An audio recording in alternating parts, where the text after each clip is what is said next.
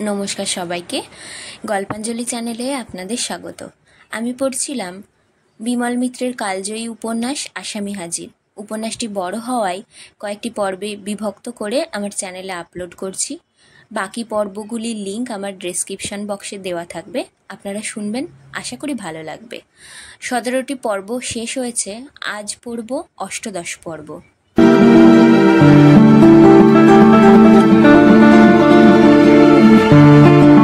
তবু আশ্চর্য, কিন্তু ততদিনে চৌধুরী বাড়িতে আরও অনেক কাণ্ড ঘটে গেছে। সন্ধেবেলা শাঁখ, কাঁসর, ঘণ্টা বাজে, আর বাবাজি যজ্ঞ করে। যজ্ঞের সময় বাবাজির সে কি মূর্তি! যজ্ঞের মন্ত্র পড়া দেখে চৌধুরী মশাইয়ের গায়ে কাঁটা দিয়ে ওঠে। প্রীতিও যজ্ঞস্থলে গলা বস্ত্র হয়ে হাত জোর করে বসে থাকে। বাবাজি মন্ত্র পড়তে পড়তে একবার বিরাট চিৎকার করে ওঠেন, মা মা মা! প্রকাশ মামা আর থাকতে পারে না, দুহাতে গায়ের জোরে কাঁসরে ঘা দেয় আর চেঁচিয়ে ওঠে, জয় জয় জগদম্বা। এ ব্যাপারে প্রকাশ মামারই যেন সবচেয়ে বেশি উৎসাহ। এই সেদিন বাড়িতে একটা বিয়ের ঘটা গেছে, তখন গোগ্রাসে গিলেছে কদিন ধরে। তারপরে গেছে কেষ্টনগরে শ্রাদ্ধ বাড়িতে, সেখানেও গণ্ডে পিণ্ডে খেয়েছে। সেখান থেকে এসেই আবার এই উৎসব।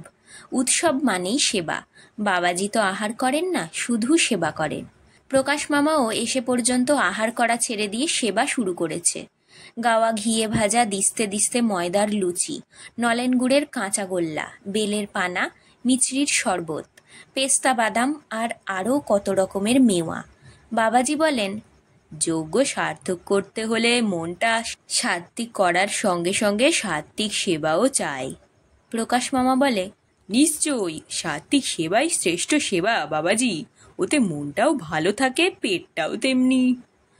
এই সাত্ত্বিক সেবার সঙ্গে সঙ্গে প্রকাশ মামার পেটটা ভালো যাচ্ছিল বলে মনটাও বেশ উদার হয়ে উঠেছিল। সে বলতো, আপনি কিছু ভাববেন না জামাইবাবু, ও সদা এবার ঠিক হয়ে যাবে, দেখবেন একেবারে কেঁচোর মতো বউয়ের পায়ে লেপ্টে থাকবে। লেপ্টে থাকলেই ভালো। চৌধুরী মশাই সেই ভরসাতেই দুহাতে টাকা খরচ করতেন। কাজকর্ম সব ছেড়ে ছুড়ে বাবাজির পায়ের ওপর পড়ে আছেন। প্রীতি ভক্তি গদগদ হয়ে বাবাজিকে প্রশ্ন করত, আমার ছেলে সংসারী হবে তো বাবা? হবে না মানে? ওর কপালে ভৃগু পদচিহ্ন রয়েছে, আর সংসারী হবে না? প্রীতির বোধ হয় তবু একটু সন্দেহ যেত না, জিজ্ঞেস করত, কবে সংসারী হবে বাবা? বাবাজি বলতেন, তোর বৌমা এবার আসুক, বৌমা এলেই দেখতে পাবি কেমন সংসারী হয়েছে তোর ছেলে। প্রীতি জিজ্ঞেস করত, তা আমার ছেলে বউতে ভাব হবে তো? হ্যাঁ রে, হ্যাঁ হবে, আমি যখন বলছি তখন হবেই, দেখে নিস।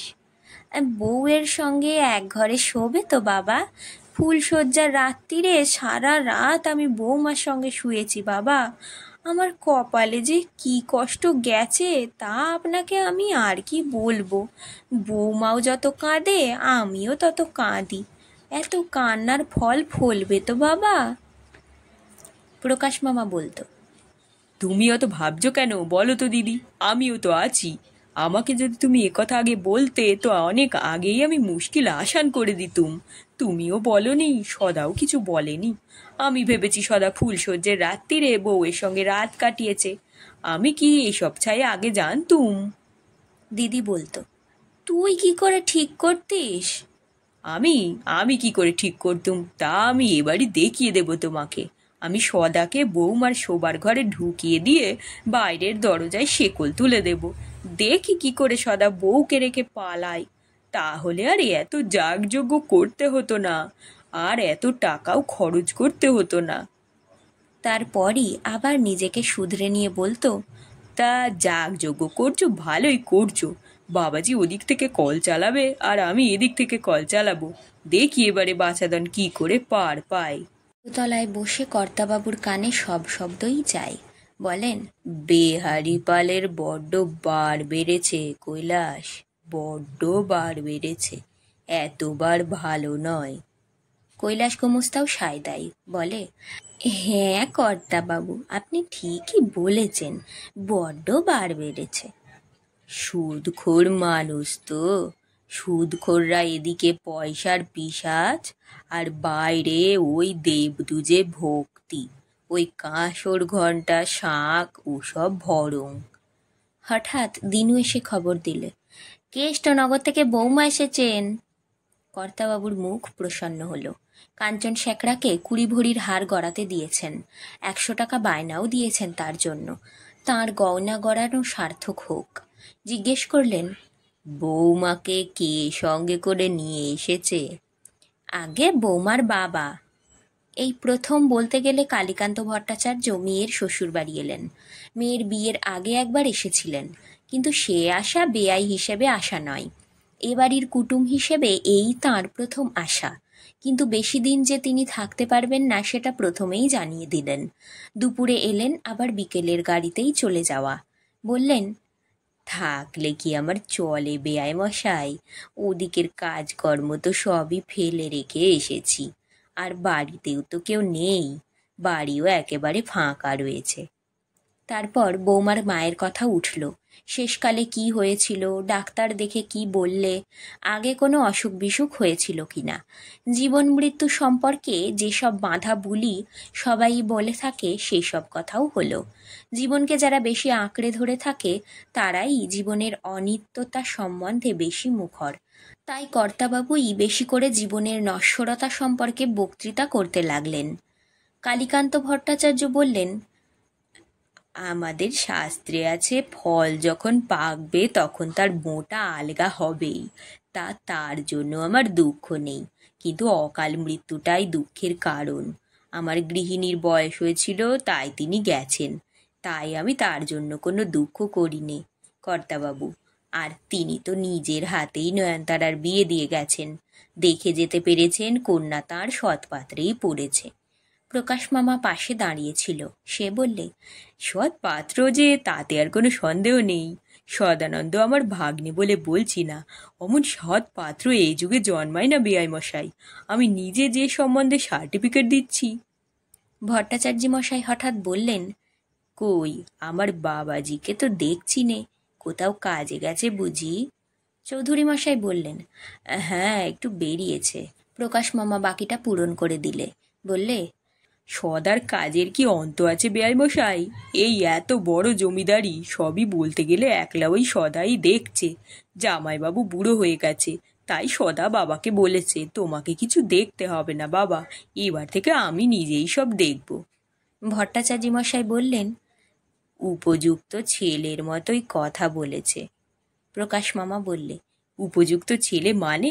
সদা কি ভেবেছেন উপযুক্ত ছাড়া অনুপযুক্ত কথা বলবে? বাপ ঠাকুরদার তেমন শিক্ষাই নয় বেয়াই মশাই। এই যে আমার জামাইবাবুকে দেখছেন, ইনিও বাপের উপযুক্ত ছেলে। এই এখনো এই বুড়ো বয়স পর্যন্ত জামাইবাবু বাপ বলতে অজ্ঞান। আপনার মেয়ের অনেক পুণ্য ফল, তাই এই বংশে এসে পড়েছে। প্রকাশ মামা আবার বলে উঠল, আর তাছাড়া এই আমার কথায় ধরুন না, আমি তো এ বংশের কেউ নই, কিন্তু সদা ঠিক আমার ক্যারেক্টারের ধাঁচ পেয়েছে। আমি পিতৃমাতৃ ভক্ত, সদাও পিতৃমাতৃ ভক্ত। আপনাদের সংস্কৃতে যে শ্লোক আছে, নরানাং মাতুলঃ ক্রম, সদা একেবারে হুবহু তাই। কথাটা বলে প্রকাশ মামা চৌধুরী মশাইয়ের দিকে চাইলে। বললে, কি বলেন জামাইবাবু, ঠিক বলিনি? কেউ তার কথায় সায় দিলে না দেখে প্রকাশ মামা তখন অন্য প্রসঙ্গ ওঠালো। বললে, তবে হ্যাঁ, একটা কথা, আপনি বেয়ানের শ্রাদ্ধে খাইয়েছিলেন বটে, বুঝলেন জামাইবাবু? অমন খাওয়া তো আমি বহুদিন খাইনি। আমি বোধহয় 2 ডজন সরভাজা খেয়েছি। আহ, কি সোয়াদ! কিন্তু এ কথাটাও কারো মনে গিয়ে দাগ কাটল না। ওদিকে ভট্টাচার্য মশাইয়েরও যাবার সময় হয়ে যাচ্ছিল। তিনি বললেন, এবার আমাকে উঠতে হয় বেয়াই মশাই। যাবার আগে একবার মেয়ের সঙ্গে দেখা করবেন। প্রকাশ মামা সে ব্যবস্থা করে দিলে। বেয়াই মশাইকে একেবারে অন্দরমহলে নিয়ে গেল। ভট্টাচার্য মশাই ঘরে ঢুকে চারিদিকে চেয়ে দেখলেন, বেশ সাজানো ঘর, আসবাবপত্রে মোড়া, দামি আয়না, দামি আলমারি, দামি চাদরে ঢাকা বালিশ বিছানা। তিনি নিজে ফুলশয্যার তত্ত্বের সঙ্গে যা পাঠিয়েছিলেন তা ছাড়াও আরও অনেক আসবাব দিয়েছে মেয়ের শ্বশুর শাশুড়ি। ভট্টাচার্য মশাইয়ের মনটা ভারী হয়ে উঠল। এসব কিছুই দেখে যেতে পারলেন না নয়নতারার মা। মেয়ের এই সুখ, এই ঐশ্বর্য চোখে দেখতে পেলে তিনিও খুশি হতেন। বাবাকে দেখে নয়নতারা বিছানা থেকে নেমে এসে বাবার পায়ে হাত দিয়ে প্রণাম করে উঠে দাঁড়ালো। ভট্টাচার্য মশাই আশীর্বাদ করলেন, সুখে থেকো মা, স্বামীর সংসারে লক্ষ্মী হয়ে থেকো, মন প্রাণে স্বামীর সেবা করো, মেয়ে মানুষের জীবনে এর চেয়ে বড় আশীর্বাদ আর নেই। নয়নতারার চোখ দিয়ে জল পড়ছিল।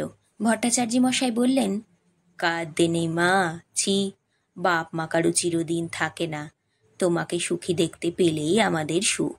তুমি মন প্রাণে স্বামীর সংসার করো, তাই দেখেই তাঁর স্বর্গত আত্মা সুখী হবে। তোমার দুঃখ কি মা? তোমার মতন স্বামী কজন পায় বলো তো? এবার চলি, সদানন্দ সঙ্গে দেখা হলো না, শুনলাম সে নাকি মামলার কাজে রানাঘাটে গেছে। বাড়ি এলে তাকে বলে দিও মা যে আমি এসেছিলুম, তাকেও আশীর্বাদ করে গেছি। নয়নতারা আর একবার বাবার পায়ে প্রণাম করলে। ভট্টাচার্য মশাই আর দাঁড়ালেন না, ঘর থেকে বেরিয়ে এলেন। মায়া জিনিসটা এমন যে তা যত বাড়াও ততই বেড়ে যায়। বাইরে গাড়ি দাঁড়িয়েছিল। চৌধুরী মশাই বললেন, আবার আসবেন বেয়াই মশাই। প্রকাশ মামা বলে উঠল, এবারের আশা ঠিক মতন আশা হলো না বেয়াই মশাই, এবার এসে জামাইয়ের বাড়িতে রাত কাটিয়ে যেতে হবে কিন্তু। ভট্টাচার্য মশাইও ভদ্রতা করে বললেন, ওদিক পানে গেলে আপনারাও কিন্তু যাবেন, একবার পায়ের ধুলো দেবেন। প্রকাশ মামা বললে, আমাকে আর সে কথা বলতে হবে না, নিশ্চয়ই যাব, নিশ্চয়ই যাব, গিয়ে আবার সরপুরিয়া সরভাজা খেয়ে আসবো। আর তারপর দুর্গা দুর্গা বলে যাত্রা। গাড়ি ছেড়ে দিল রজবালি। আবার সেই রাত, ফুলশয্যার সেই অমোঘ রাতটার পর এই দ্বিতীয়বার নয়নতারা আবার একবার রাত কাটাবে এই ঘরে। এই রাতটার কথা ভাবতেই কেমন যেন তার সারা গায়ে কাঁটা দিয়ে উঠল। এতদিন মা ছিল, তাই তত ভয় করেনি, কিন্তু এবার কেউ নেই তার। অভিযোগ করবার, আবদার করবার, আত্মসমর্পণ করবারও যেন কোনো লোক তার নেই। তবে এবার থেকে তাকে তার অদৃশ্য ভাগ্যের কাছেই অভিযোগ, আবদার, আত্মসমর্পণ যা কিছু সব করতে হবে। নিজেকে তার নিজের কাছেই বড় অসহায় মনে হলো। শাশুড়ি সামনে বসিয়ে খাওয়ালে, বললে, তোমার মা নেই বৌমা, কিন্তু আমি তো আছি, তোমার কোনো কষ্ট হলে তুমি আমাকে বলবে, বলতে যেন কোনো লজ্জা করো না। খাওয়ার পর বৌমা তখনও দাঁড়িয়েছিল চুপ করে। শাশুড়ি বললে, তুমি আবার দাঁড়িয়ে রইলে কেন বৌমা, তুমি তোমার ঘরে যাও। নয়নতারা বললে, আপনাদের কারো যে খাওয়া হয়নি মা? আমাদের খাওয়া হোক না হোক, তুমি বাচ্চা মেয়ে বসে থাকবে কেন? তুমি এত দূর থেকে এলে, এত ধকল গেল তোমার শরীরে, তুমি তোমার ঘরে গিয়ে ঘুমিয়ে পড়োগে, যাও। নয়নতারা আস্তে আস্তে নিজের ঘরে গিয়ে ঢুকলো। ঢুকে চারপাশের জানালার পাল্লা বন্ধ করে দিলে। বিছানার ওপর দুটো মাথার বালিশ, দুটো পাশ বালিশ পাশাপাশি সাজানো। বাবা এতক্ষণ কেষ্টনগরের পথে ট্রেনে চড়ে চলেছে, হয়তো হয়তো নয়নতারার কথা ভুলেও গেছে বাবা। কেষ্টনগরে গিয়ে বাবা আবার হয়তো তার কাজের মধ্যে ডুবে যাবে। বাবার কি সময় কাটাবার কাজের অভাব? সকাল সন্ধেই ছাত্ররা আসবে পড়া জানতে, তাদের সঙ্গে আলোচনা করতে করতেই কোথা দিয়ে বেলা পুইয়ে যাবে বাবা তা টেরও পাবে না।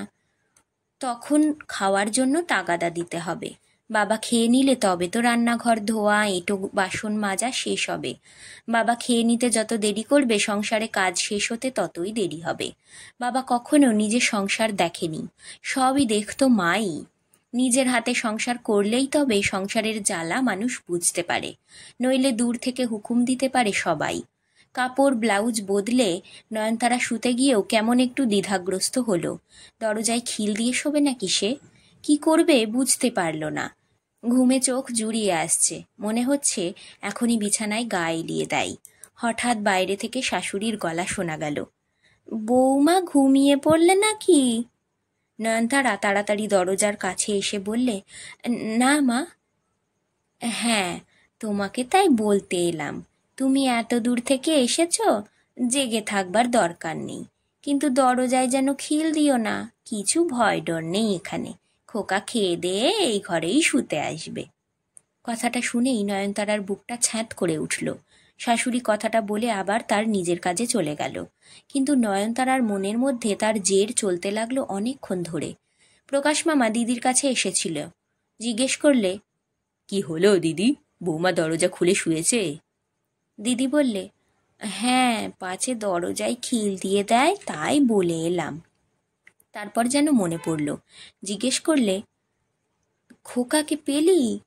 প্রকাশ মামা বললে, সেই তাকে খুঁজতেই তো গিয়েছিলুম, কোথাও নেই। বারোয়ারি তলায় গোপাল কেদার ওদের সঙ্গে দেখা হলো। সবাই তাস খেলছে, ওরা বললে সদা ওখানে অনেকক্ষণ ছিল, বসে বসে তাস খেলা দেখছিল। তারপর কোথায় যেন চলে গেছে, কেউ টের পায়নি। তাহলে কোথায় গেল? প্রকাশ মামা বললে, তারপর বারোয়ারিতলা থেকে আমি ওদের যাত্রা পার্টি ক্লাবে গিয়েছিলুম। সেখানে দেখি ওদের পাশানি রিহার্সাল চলছে। পুজোর সময় পাশানি প্লে হবে কি না, সেখানে গিয়েও জিজ্ঞেস করলুম। তারা বললে বাড়ির দিকে গেছে সদা। তাই ভাবলাম হয়তো বাড়ির দিকেই এসেছে সে। বাড়িতে এসে দেখি সে আসেনি। এখন কি করা যায় বলো দিকিনি, আমি তো মহা ভাবনায় পড়লুম। বৌমা বাড়িতে এসেছে সে খবরটা সে পেয়েছে নাকি? সে খবর সে পাবে কি করে? যদি রাস্তায় কেউ গাড়ি থেকে দেখে থাকে তো সে হয়তো বলে দিয়েছে খোকাকে। প্রকাশ মামা কথাটা শুনে চুপ করে রইল খানিকক্ষণ। তারপর বললে, তাহলে আমাদের বাবাজি কি বলছে? প্রীতি বললে, যখন বলেছে সব ঠিক হয়ে যাবে তখন নিশ্চয়ই হবে। আমি তো ওই ভরসাতেই আছি। যজ্ঞ কবে হবে? সে আমি কি করে বলবো, যেদিন বাবাজির আদেশ হবে। এই বাড়িতেই হবে তো? সেই রকমই তো কথা আছে। বাবাজি ততদিনে বেশ বহাল তবিয়তেই আছেন। সারা বাড়িতেই বাবাজির জন্য তোড়জোড় চলে সারা দিন। রেলবাজার থেকে ফল ফুলুরি মিষ্টি আসে, বাড়িতে দুধ আছে, তার বেশিরভাগটাই ছানা তৈরি হয় বাবাজির জন্য। বাবাজি চাল, আটা, মাংস, ডিম কিছুই স্পর্শ করে না। বাবাজির কাছে শালগ্রাম শিলা আছে। তিনি সকালে সন্ধেই সেই শালগ্রাম শিলার সামনে আরতি করেন। সেই আরতির জন্য গব্যঘৃত, চন্দন, দুগ্ধ, তুলসীপত্র, ফুল, বেলপাতা জোগাড় করতে হয়। গৌরী পিসি সারাদিন সেই সব তদারকিতেই থাকে। কর্তাবাবুর বাড়িতেই অনেক বিগ্রহ। সে বিগ্রহ নামে মাত্র। প্রত্যেক বিগ্রহের মাথাপিছু ৭৫ বিঘে জমি জমা বরাদ্দ। পূজারী ঠাকুর রোজ ফুল বেলপাতা চড়িয়ে নিয়ম করে পুজো করে যায়। তার জন্য কোনোদিন কোনো ঘটাও হয়নি, উৎসবও হয়নি। সে পুজো কখন হলো তা নিয়ে কেউ মাথাও ঘামায় না। তার জন্য বরাদ্দ ব্যবস্থা আছে। পূজারী ঠাকুর তার জন্য জমি পেয়েছে। পুরোপুরি সে পুজোর জিম্মাদারি তার। কিন্তু এ আলাদা পুজো। বেহারিপালের বউ এসেও খানিকটা হাত চালায়। কখনো ফল কেটে দেয়, কখনো আরতির সময়ে গিয়ে হাজির থাকে। তারপর যখন আরতি হয়ে যায় তখন গলব্যস্ত হয়ে আর সকলের সঙ্গে প্রণাম করে। বাড়িতে যেতেই বেহারিপাল গিন্নিকে জিজ্ঞেস করে, আজকে কি হলো গো ওদের বাড়িতে? গিন্নি বলে, কি আবার হবে, ওই পুজো। বেনে মশলার দোকান করেই বেহারিপালের অনেক বাড়তি পয়সা। সেই বাড়তি পয়সাতেই আবার মহাজনী কারবার চলে। ধান, পাট, তিসি, সর্ষের বদলে টাকা ধার দেয়। তবে মালের দরটা বাজারের থেকে কম। কিন্তু দর কম হলে কি হবে, অমন নগদ টাকা কে দেবে হাতে তুলে? কর্তাবাবুও এককালে ওই কারবার করেছিলেন। তারপর যখন অনেক টাকা হয়ে গিয়েছিল তখন জমি কিনে ফেললেন সেই টাকায়। সুদের কারবারে ইজ্জত নেই তেমন। কর্তাবাবু তখন একটু ইজ্জতের দিকে ঝুঁকে পড়লেন। বেহারিপাল জিজ্ঞেস করে, তা হঠাৎ বাবাজিকে কোত্থেকে আমদানি করলে? হিমালয়ের সাধু রানাঘাটে এসেছিলেন কোন শিষ্যের বাড়িতে। সেখান থেকে নাকি চৌধুরী মশাই নিজের বাড়িতে এনে তুলেছেন। এবার যজ্ঞ হবে, তারপর সাধু আবার চলে যাবেন হিমালয়ে। তা সাধু বাবাজি কি করে সারাদিন? সাধু সন্ন্যাসীদের ব্যাপারে তুমি অমন তুচ্ছ তাচ্ছিল্য করো না। কার মনে কি আছে কে বলতে পারে? ভালো না করুক, মন্দও তো করতে পারে তখন। আর আমার তো এতে পয়সা খরচ হচ্ছে না। ওসব কর্তাবাবুর বুঝলো কি, বুঝলে? যাকে বলে ভরং। ভেতরে ভেতরে কালীগঞ্জের হর্ষনাথ চক্রবর্তীর সব সম্পত্তি গ্রাস করে এখন বোধহয় পরকালের ভয় ঢুকেছে মনে। যাবে একদিন, সবেই তোমায় বলে রাখলুম, সব যাবে। ওই নাতি ওদের বংশে পেল্লাদ হয়ে জন্মেছে। দৈত্যকুলে পেল্লাদ, কপিল পায়রা পোড়া, মানিক ঘোষ, ফটিক প্রামাণিক কি মিছিমিছি মরেছে বলতে চাও? তা বেহারি পাল যাই বলুক, তাতে কারোর কিছুই আসে যায় না। টাকা হলেই ওরকম পরস্পর হিংসে, ঈর্ষা, দেশ বিদ্বেষ থাকেই। তা নিয়ে মাথা ঘামালে সংসার চলে না। নইলে বাবাজিদেরই বা চলবে কেমন করে? তাদেরও তো খেয়ে পড়ে বেঁচে থাকা চাই। চৌধুরী মশাইয়ের সংসারে যদি শান্তি থাকবে, তো তাহলে কি আর বাবাজিকে বাড়িতে এনে তার খাতির করতো কেউ? না দিনরাত তার সেবার জন্য এত খরচান্তের আয়োজন অনুষ্ঠান হতো? বাবাজি এক একদিন এক এক ব্রত করেন। বলেন, আজ ভূতাপসরান দিগ্বন্ধন করবে। সেটা কি? বাবাজি বলেন, তার অর্থ এই বাড়ির চৌহদ্দি থেকে ভূতপ্রেত দূর করব। তাদের দৃষ্টি পড়েছে এ বাড়িতে। তাতে কি কি উপচার চাই? বাবাজি ফর্দ দেন, গঙ্গা জল, পুষ্প আর শ্বেত সর্জপ, আর কিছু নয়। তারই ব্যবস্থা হলো। সবাই এসে জুটল। সত্যি যদি বাড়ির ওপরে ভূতপ্রেতের নজর পড়ে, তা তো আগে দূর করতে হবে। যখন সবাই জোগাড় হলো, তিনি দিগ্বন্ধন করতে করতে মন্ত্র পড়তে লাগলেন। ধূপ ধুনোর গন্ধে তখন চোখে সবাই অন্ধকার দেখছে। বাবাজি বলল, কাসর ঘণ্টা কই? প্রকাশ মামা কাঁসর নিয়ে ঝাঁই ঝাঁই করে বাজাতে লাগলো। আর একজন ঘণ্টা। বাবাজি চিৎকার করে মন্ত্র পড়তে লাগলেন, ওং অপসর্পন্তু তে ভূতা, যে ভূতা ভূরি সংস্থিতা। আরও কী সব অদ্ভুত শব্দ উচ্চারণ করতে লাগলেন। তার মানে কেউ বুঝতে পারলে না। তা না পারুক, শব্দ যত দুর্বোধ্য হয়, সকলের ভক্তি ততই বাড়ে। শেষকালে হাতে তুড়ি দিতে লাগলেন বাবাজি। ওং জং লিঙ্গ শরীরং শোধয় শোধয় স্বাহা। তখন পুজো শেষ হয়ে আসছিল। হঠাৎ বাবাজি চিৎকার করে বলতে লাগলেন, ফট ফট ফট ফট স্বাহা। শেষ পর্যন্ত দিগ্বন্ধন হলো, ভূতাপসরণও হলো। পরের দিন চৌধুরী মশাই জিজ্ঞেস করলেন, হ্যাঁ বাবা, ভূত কি ছিল বাড়িতে? ছিল বই কি, অনেকগুলো ভূত ছিল। তার মধ্যে আবার একটা ছিল পেতনি। কথাটা শুনেই চৌধুরী মশাইয়ের বুকটা যেন ছ্যাঁত করে উঠল। কালীগঞ্জের বউ কি তাহলে অশরীরী হয়ে এই বাড়িতেই আশ্রয় নিয়েছিল নাকি? তা এখন সবই দূর হয়েছে তো? দূর হবে না মানে? চোখের জল ফেলতে ফেলতে সবাই পালিয়েছে। কিন্তু যজ্ঞ করবেন কবে? আপনি যে বলেছিলেন যজ্ঞ করলে অমঙ্গল কেটে যাবে। আরে আগে ভাগে যজ্ঞ করলেই হলো। ভৃগুর কষ্ট হচ্ছিল ভূত প্রেতের উপদ্রবের জন্য। এবার তারা দূর হলো, এখন ভৃগু সুস্থ হলেন। ঠিক এই সময়েই কেষ্টনগর থেকে বেয়াইমশাই তাঁর মেয়েকে নিয়ে এসে হাজির হলেন। বেয়াইমশাই কিংবা তাঁর মেয়ে কেউই জানতে পারলে না তাদের অসাক্ষাতে এই বাড়ি, এই বংশ ভূতের উপদ্রব থেকে মুক্ত হয়ে গেছে। কর্তাবাবুও জানতে পারলেন না ভেতরে ভেতরে এত কাণ্ড চলছে। তার নাকে তখনও ধূপ ধুনোর গন্ধ যায়, আর কানে কাঁসর ঘণ্টার শব্দ। বলেন, বেহারি পালের দেবদ্বিজে ভক্তি ঠক্তি ওসব ভরং, বুঝলে কৈলাস, সব ভরং। ও হলো আসলে টাকার গরম। সুদে টাকা কাটিয়ে কাটিয়ে টাকা করে এখন লোককে দেখাচ্ছে, ওগো তোমরা দেখো আমার কত টাকা হয়েছে। সেদিন বাবাজির কাছে গিয়ে চৌধুরী মশাই বললেন, বাবাজি, আজ আমার বৌমা এসেছে। এসে গেছে?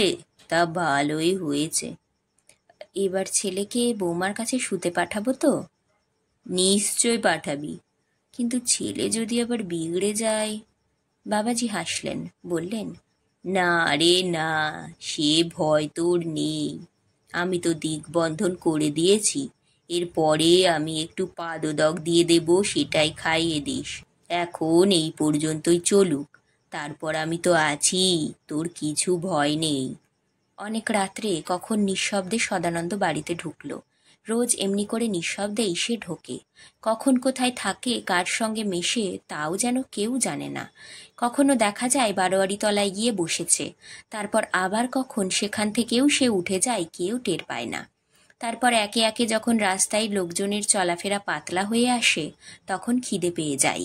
নদীর ধারে বিরাট চড়া পড়ে থাকে, সেখানেই হয়তো শুয়ে পড়ল। এপারে নবাবগঞ্জ, ওপারে কালীগঞ্জ। নদীটা পেরিয়ে ওপারে খানিকটা হেঁটে গেলেই হর্ষনাথ চক্রবর্তীর ভাঙা দোতলা বাড়িটা। সেই বাড়ির সামনে গিয়েও খানিক দাঁড়াই। সেই বাড়ির রাস্তায় চলতি কোনো লোক দেখতে পেলে ভালো করে ঠাহর করতে পারে না, জিজ্ঞেস করে, কে? আমি। বুড়ো লোকটা জিজ্ঞেস করে, তুমি কাদের বাড়ির? আমি নবাবগঞ্জের চৌধুরী মশাইয়ের ছেলে। ও, তুমি গোমস্তা মশাইয়ের নাতি? তাই এত রাত্রিরে এখানে কেন? কি দেখছো? না, কিছু দেখছি না, এমনি। এ কার বাড়ি জানো? হর্ষনাথ চক্রবর্তীর বাড়ি। তোমার ঠাকুর দাদা এই চক্রবর্তী মশাইয়ের গোমস্তা ছিলেন। এ বাড়ি, এ কি বাড়ি ছিল এককালে বাবা, তা এখন আর কি বাড়ি হলো, একেবারে ভূতের বাড়ি হয়ে গেল রাতারাতি। সদানন্দ আর বেশি দাঁড়ায় না সেখানে। কদিন আগেও সে এখানে এসেছিল, এই বাড়ির মধ্যে ঢুকেছিল। এরই মধ্যে যেন জঙ্গলে ভর্তি হয়ে গেছে জায়গাটা। দু চারটে গাছ ভাঙা ইঁটের ফাঁকে ফাঁকে উকি দিতে আরম্ভ করেছে। লোকজন কেউ নেই কোথাও। ভেতরে কোথাও একটা আলোও জ্বলছে না। সত্যি ভূতের বাড়ি হয়ে গেছে দেখছি। আবার হাঁটতে হাঁটতে বাড়ির দিকে ফেরে, মনে হয় যেন পেছন পেছন কে আসছে। পেছন ফিরে দেখে একবার, কেউ কোথাও নেই। আবার যেন কার গলা শোনা যায়। সদানন্দ আবার পেছন ফেরে, কাউকে দেখতে পায় না। হঠাৎ কে যেন বলে ওঠে, আমার দিকে একবার চেয়ে দেখো, এই যে আমি। আবার পেছন ফেরে সদানন্দ, একেবারে ঠিক কালীগঞ্জের বউয়ের গলা। তুমি, তুমি বাবা আমার জন্য কেন কষ্ট পাচ্ছ? আমি তো মরে গিয়েছি। সদানন্দ সামনের ধুধু নিশ্চিম অন্ধকারের দিকে চেয়ে অশরীরী শব্দটার মধ্যে একটা অবয়ব খুঁজতে চেষ্টা করে। তুমি নতুন বিয়ে করেছ, তোমার সামনে অনেক ভবিষ্যৎ পড়ে রয়েছে। তুমি আমার কথা আর ভেবো না বাবা, বুঝলে? ভাবলে তোমার জীবন নষ্ট হয়ে যাবে। তুমি বাড়ি ফিরে যাও। সদানন্দ কাঁদো কাঁদো গলায় এবার ক্ষীণ প্রশ্ন করলে, তুমি কই কালীগঞ্জের বউ, তুমি কই? আমি, আমি তো আর নেই বাবা। তুমি নেই তো কথা বলছো কি করে? তুমি কোথায়? আমি, আমি আর কোথায় থাকবো? আমাকে যে তোমার গোমস্তা মশাই একেবারে শেষ করে দিয়েছে। আমি যে হারিয়ে গিয়েছি বাবা। বলতে বলতে একটা কাঠফাটা আর্তনাদে হঠাৎ যেন বাতাসটা চৌচির হয়ে গেল, আর সদানন্দর সমস্ত শরীরটা সেই শব্দে থরথর করে কেঁপে উঠল। হঠাৎ নজরে পড়ল তার সামনেই একটা কুকুর দাঁড়িয়ে আছে। রাস্তার বেওয়ারিশ কুকুর অচেনা মানুষ দেখে তার দিকে চেয়ে তারস্বরে ঘেউ ঘেউ করছে। সদানন্দ চিৎকার করে বলে উঠল, আমি এই পাপের প্রায়শ্চিত্ত করব, কালীগঞ্জের বউ, তুমি দেখে নিও। আমি আমার দাদুর সব পাপের প্রায়শ্চিত্ত করব একদিন। আশ্চর্য, একটা তুচ্ছ কুকুরও তাকে আজ পর মনে করছে, তাকে অবিশ্বাস করছে, তাকে অশ্রদ্ধা করছে। সে যে এক নিষ্ঠুর হত্যাকারী পরশাপহারীর বংশধর, তাই রাস্তার কুকুরটাও যেন কেমন করে বুঝতে পেরেছে। আজকের পর্ব এখানেই শেষ। গল্প পাঠ ভালো লাগলে অবশ্যই একটা লাইক দিয়ে যাবেন, আর আজ যারা নতুন আমার চ্যানেলে অবশ্যই সাবস্ক্রাইব করবেন। ধন্যবাদ, ভালো থাকবেন সবাই।